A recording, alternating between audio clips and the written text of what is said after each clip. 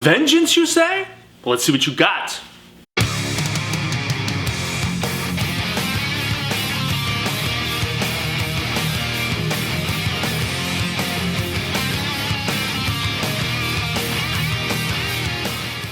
Bienvenidos, fans of the hottest entertainment on the planet. Jaime En Fuego here for my namesake program, Enfuegotainment, and a Rapido Fuego review because I just got out of the fan event early screening for The Batman. Fear is a tool.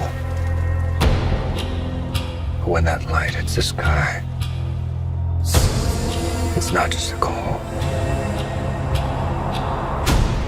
It's a warning.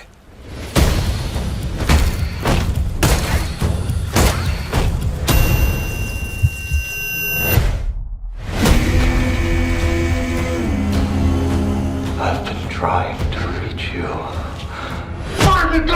That's right, the aforementioned Vengeance, Pattinson taking on Macau, Robert Pattinson to be specific, but a myriad of villains and all kinds of big names. You've got Paul Dano, you have Colin Farrell, you have Zoe Kravitz, John Turturro, stacked as you would imagine from anything Batman related, going all the way back to the days of Burton with Nicholson and Keaton, into Michelle Pfeiffer and Danny DeVito, and then all the Christopher Nolan stuff, you know, Christian Bale, and all the big names that brought. So yeah, you can expect that this is going to be a spectacle. This is the commencing of the 2022 blockbuster season, despite the fact that it's the beginning of March. But hey, it is what it is. And so some brief thoughts about this film. This shit is about as gritty as you would anticipate it to be. So yes, the Nolan films were supposed to be a more grounded take, less cartoony and crazy than, I mean, Burton was at least dark in his cartoonish comic bookness, but Schumacher took it to a whole nother level of glitz and glamour and just silliness by the time we get to Batman and Robin. And so, yes, the stuff with Christian Bale was most definitely a more grounded, more realistic sort of take to it, and a lot of people still contend that The Dark Knight is the best Batman film ever made. I still like Batman Begins better, but that's me personally, so art is subjective as I constantly contend. But this is supposed to, with Matt Reeves at the helm, co-writing the script, directing the film, was supposed to be even grittier and even darker. And you know what? At least from a vibe and from a look and from a filmmaking standpoint, at least, most definitely did they achieve their goal. This shit is majestic movie making, and I mean dark and brooding and, you know, gritty and all of those terms that everybody was throwing around. They're saying they took a lot of inspiration from Seven, for instance, and it's going to be Bruce Wayne more as the world's greatest detective, you know, that sort of procedural aspect to it.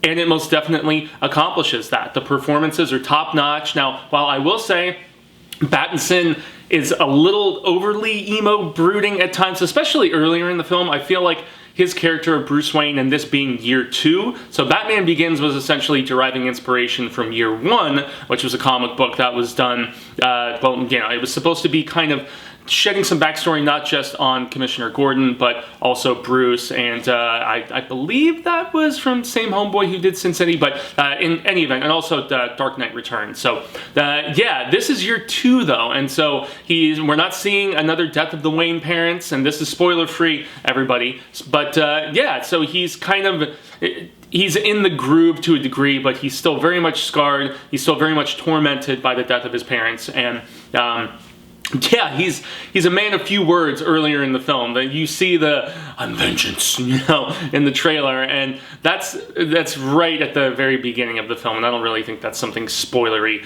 to mention. But yeah, it does derive the vibe from some of that Frank Miller grittiness and groundedness that Nolan specifically really wanted to bring in. But then again, Burton brought some of that too. So, you know, Frank Miller, for a lot of people, has written some of the best Batman stuff. Now, you would also throw in like a Grant Morrison into that. There's lots of great people who have been behind the helm of Batman storytelling, but yeah, man, I mean, it accomplishes that just sort of edginess, and I mean, we've got a few F-drums bopped, and I still don't necessarily know if it's more violent than The Dark Knight, but it definitely, as far as just the look of the film, the fact that so many things are out of focus at a deliberate sort of approach, and the fact that the camera will pan and you're seeing everything around it completely buzzed up, and then you finally see the point of emphasis. And so very much in that regard do they just kind of keep the audience on edge and, you know, wondering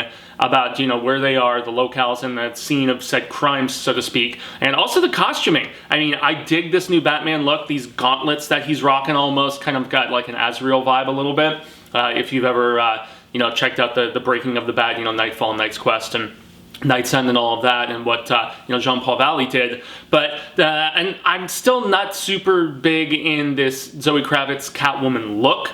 From a performance standpoint, she's great, and she has dynamic chemistry and just the sexual tension that if you've read enough of the comics, especially lately with some of the matrimonial stuff that's gone down. It essentially is Bruce's love of loves is Selina Kyle, and they are electric together, whether there's costume clad or not, and so that's cool. But I felt the same way about Anne Hathaway's look in Dark Knight Rises, where I don't know, Michelle Pfeiffer, and even all the way back to Julie Newmar, there's just something about the silliness or the darkness and just the borderline like S&M-y craziness of Michelle Pfeiffer's look. But Zoe is great in her performance, and another one that you have to definitely give a shout out to is Colin Farrell. People were saying that he doesn't get a lot of screen time in this, but I thought he had a decent amount. I mean, he's not the main villain, as Oswald Cobblepot as Penguin, but in the scenes that he's in, he does a damn good job, and there's still a lot of like chirping around that he is going to get his own HBO Max spin-off series that is going to specifically look at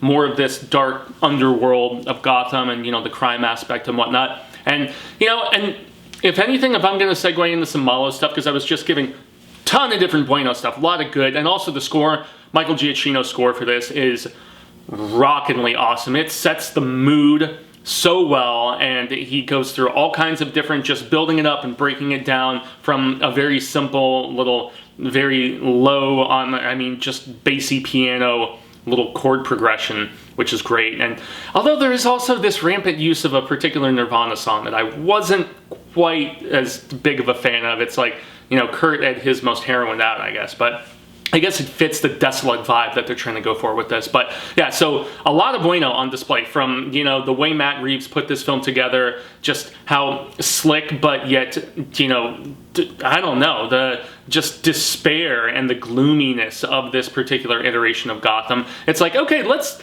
take, that grittier sort of approach that Nolan did, and let's sap all, let's take all the fun out of it. That's really, in a lot of ways, just the look and the feeling of this particular film. But when it does come to Malo, I will definitely say that, and I was kind of hinting at this just a moment ago, I've never been the biggest fan of going deep into the Gotham underworld. I've read enough Batman comics, whether Detective or the Batman book proper. I was very much a 90s Batman kid, so the, Nightfall, Knight's Quest, Knight's End stuff, and then afterwards with, Contagion and, Cataclysm and No Man's Land, that was my era of Batman in a lot of ways. And I know that New 52 brought all kinds of coolness and extended the Bat family, and but the something of Owls, God damn it, Court of Owls, I think is what it was called. I've still never gotten around to really properly going through some of those. I want to say it was Scott Snyder writing those, the American Vampire dude. But long story short, I know how important the criminal underworld is to the storytelling with Batman, but I've always been much more into, give me the main rogues gallery of just over-the-top villains. And the fact that this most definitely goes for that grounded approach that we got with Nolan, and that was one of my few detriments of those Nolan films, is that I was more about, give me Joker, and give me even more so, Dr. Crane as Scarecrow. I like the fantastical, I like the over-the-top villainousness, as opposed to, hey, let's have all of the mob bosses warring with each other, and the political corruption of Gotham, and the law enforcement corruption all across the board. And it does lean very heavily on that in this film. And for me, because of that, and because it's less of an action-centric film than the Nolan stuff, and definitely the Batman v Superman stuff as well, where we had Batfleck, this really feels its runtime. It's almost 3 hours. I think it's right around the same time that Dark Knight Rises was just below 3 hours, and this is right around that running time as well. This one really feels it though, man. It most definitely does, and so that's a Malo. And then also, as I love Paul Dano, man. I mean, that is a versatile actor. He can do comedy like Ruby Sparks. He can do just all-out, just cheery stuff like Girl Next Door earlier in his career. And then he can do stuff like There Will Be Blood with like this crazy edginess to him. I felt like he was a little underutilized in this, honestly. And that's often the problem when you have a few different villains and you're trying to get everybody adequate screen time. I will say that he is the main villain. But there's definitely stretches of this film where we don't really see much of a peep from him. And he commands the screen when he's there, albeit he is behind the mask that you see in the trailers. But I did dig the new look. I know they've gone much darker with the Riddler and like, the Gotham games that they did, but Gotham Knight or Arkham Asylum, the Arkham games is what I'm thinking of. So I know they've done that, and then even in the comic books, they've been relatively R-rated with the Riddler and most of their villains, Joker and whatnot for some time. So I was appreciative of this particular take, but I still felt like they could have gone a little bit more for it. Like the stuff with the mobsters is in some ways a little more violent than the stuff that we get with Riddler. And then if I'm gonna go Feo, I will definitely say that I feel like the script did get a little bit convoluted, especially in the third act with misplaced motivations and revelations about certain characters being connected to other ones. And it also, it's ugly in the fact that we've told these Batman stories over and over at this particular point, so much so that it's tough to make them fresh. The freshness here on display is the fact that he is the world's greatest detective, and it has that, sort of staking out and looking at crime scenes, and it very much lingers and focuses upon that sort of stuff. But so many of the other themes that are explored, most notably the fact that Batman, Bruce Wayne specifically, has become Batman so much so that Bruce is barely even there anymore, and Bruce Wayne feels more comfortable as Batman, and he's never going to be able to actually walk away from this completely. Also, the fact that Gotham is so corrupt can ever be cleaned up completely, and just the jaded sort of skepticism from certain characters in this. So these are all like, there's legitimately conversations that as I rewatched some of these other Batman movies leading up to this viewing this evening, I was like, oh man, I've most definitely seen and also read on the pages these sort of themes that they keep circling back to over and over. And so that's where it does kind of put a stranglehold and a hindrance upon if you can do something different. But the biggest bueno is most definitely just the whole feel of this film, as I mentioned, and the fact that they captured a take on Batman that, yes, he's a little emo, he's a little brooding, he's a little bit, quiet and selfish and whatever, but he is a more immature Bruce, obviously. But even more so the fact that he's been described as the world's greatest detective for generations, and yet Robert Pattinson, when he was making this movie, he's like, I didn't even know Batman was described as the world's greatest detective, back in the day. And it's something that I feel like they've lost sight of at times with not just the comics, but the adaptations, perhaps. And so going for that approach was a bold decision, because this does not have anywhere near as much action as some of those Nolan films. And that is probably, as I said, why it's going to feel the runtime, and also why it might turn off some audiences. But I definitely feel like this is probably going to appeal to the older Batman fans a lot more, because of the fact that it feels as close to R-rated as we've got this side of Dark Knight, And so for that reason, I did not love it. I'm not going to go that far, because I don't know. I'm wearing the rose-colored glasses for, a little bit of the Nolan vibe and a little bit of the Burton vibe and stuff. But this is definitely pretty damn good. And while I can't go a full 4 with it, it's definitely bueno. I mean, it's 3.5 is what I'm going to score it at on Letterboxd. But perhaps that score goes up with an additional viewing or two. But yeah, between runtime and between just returning to so many of the same themes, and the fact that it's so mobster-centric at times, those are the things that, for me personally, you may love this film. This film is going to make dumpster trucks full of money over the course of this weekend. I wouldn't be surprised if it does like Spider-Man No Way Home sort of money, because there is that sort of excitement about it based on the trailer. But really, at the end of the day, for me, this, just because a film looks grittier and grimier and gloomier doesn't necessarily mean that it is more adult and more violent. And I mean, yeah, even the fight scenes with Batman in this I don't know if they're any more brutal than the stuff that we got in, especially the second Nolan film. So, I don't know. Once again, art is subjective, personal opinion, and there you have it. I give this 3.5 technically out of 5 Fuego Fireballs, but yes, it is definitely a bueno film. It's not just good, it is damn good. So, yes, a like, a share, a subscribe. I extend the grande gracias for anybody who gives me that sort of love and checked out this video and stuck around this long. What did you think about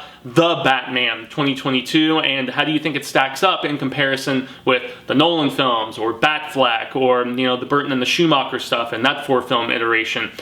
What are your thoughts in the comparison and the contrast? And yes, I look forward to seeing what everybody has to say. I've been Fuego, and you can find me on all social media sectors: Twitter, Instagram, Facebook, and here on YouTube. And yes, everybody, until the reel of Ka comes around once more, hasta luego, cinemigos, constant viewers, say thank you. Hopefully we get to share more of this cinema palaver sooner rather than later, and until then, remember to head out to the theater this weekend, support the DC juggernaut, and yes, I'm very excited to hear your thoughts on the Batman, because he's vengeance.